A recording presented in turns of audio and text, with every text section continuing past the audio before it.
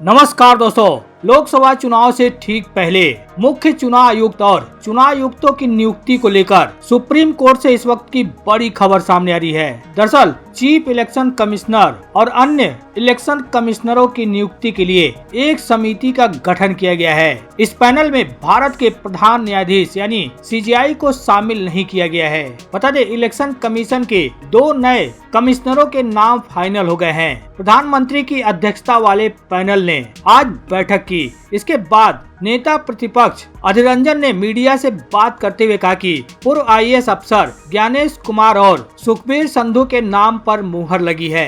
हालांकि अभी इलेक्शन कमिश्नरों की नियुक्ति का आधिकारिक ऐलान नहीं किया गया है। राष्ट्रपति द्रौपदी मुर्मू की मंजूरी के बाद ही इनकी नियुक्ति की जाएगी। लेकिन अब चुनाव आयुक्तों की नियुक्ति से ठीक पहले इस मामले को लेकर सुप्रीम कोर्ट से बड़ी खबर सामने आ गई। बता दे, इलेक्शन कमिश्नरों की नियुक्ति वाले एक्ट के खिलाफ याचिका दाखिल की गई है, जिसमें सुप्रीम कोर्ट सुनवाई करने के लिए भी तैयार हो गया है। सुप्रीम कोर्ट में अर्जी दाखिल कर चीफ इलेक्शन कमिश्नर और इलेक्शन कमिश्नरों की नियुक्ति के लिए बनाए गए नए कानून को चुनौती दी गई है। चीफ इलेक्शन कमिश्नर और इलेक्शन कमिश्नर की नियुक्ति वाले एक्ट 2023 को चुनौती देते हुए इस मामले में जल्द सुनवाई करने की गुहार लगाई गई थी, जिसके बाद इस मामले पर सुप्रीम कोर्ट सुनवाई करने के लिए तैयार हो गया है। बता दें, याचिकाकर्ता की ओर से वरिष्ठ अधिवक्ता प्रशांत भूषण शीर्ष अदालत में पेश हुए थे। प्रशांत भूषण की दलीलों को सुनने के बाद सुप्रीम कोर्ट ने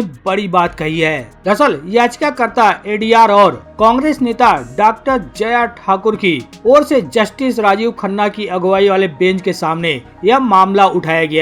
इस मामले पर अर्जेंट सुनवाई की मांग की गई। इसमें वकील प्रशांत भूषण ने एडीआर की ओर से दाखिल याचिका को तत्काल सूचीबद्ध करने का अनुरोध करते हुए पीठ के समक्ष दलील पेश की थी। प्रशांत भूषण ने कहा कि इस मामले की सुनवाई तत्काल की जाए। इस पर जस्टिस संजीव खन्ना ने कहा कि मुझे अभी प्रधान न्यायाधीश सीजेआई से संदेश मिला है कि इसे शुक्रवार को सूचीबद्ध किया जाए। बता दें, याचिकाकर्ता की ओर से पीआईएल दाखिल कर एक्ट की धारा 7 को चुनौती दी गई है। याचिका में कहा गया है कि यह संविधान के अनुच्छेद 14 का उल्लंघन करता है। एक्ट के तहत कहा गया है कि चीफ इलेक्शन कमिश्नर और इलेक्शन कमिश्नरों की नियुक्ति सिलेक्शन कमेटी की ओर से की जाएगी। इस कमेटी में प्रधानमंत्री, नेता प्रतिपक्ष और केंद्र सरकार के मंत्री होंगे। याचिकाकर्ता का कहना है कि इस मामले में सुप्रीम कोर्ट की संवैधानिक बेंच ने अनूप बर्नवाल केस में कहा था कि इलेक्शन कमिश्नर की नियुक्ति अगर एग्जीक्यूटिव के हाथों में होगा